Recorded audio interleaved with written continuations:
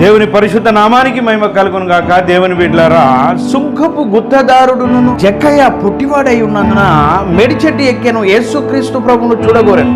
యేసుక్రీస్తు ప్రభు ఆ దారి గుండా వచ్చి, జక్కయ్య చెట్టు దిగిరమ్ము, నేను నీతో నీ ఇంట ఉండవలసి ఉన్నదని చెప్పగా ఆ పొట్టి జక్కయ్య యేసు ప్రభును తన ఇంట చేర్చుకొనెను. నేను ఎవరి యొద్దనైతే అన్యాయముగా తీసుకొని ఉన్నానో వారికి 4 గంటలు తిరిగి ఇస్తున్నాను, నా ఆస్తిలో సగం ఇచ్చివేస్తున్నాను అంట యేసుక్రీస్తు ప్రభుల వారు తెలియజేస్తూ, ఇతడును అబ్రహాము కుమారుడే, నేడు ఈ ఇంటికి రక్షణ వచ్చి ఉన్నది అని తెలియజేశాడు యేసు ప్రభు.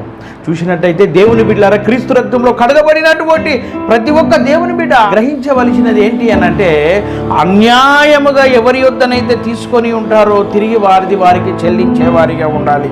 తిరిగి చెల్లిస్తేనే వారికి రక్షణ, వారి ఇంటికి కూడా రక్షణ అని తెలియజేస్తున్నారు.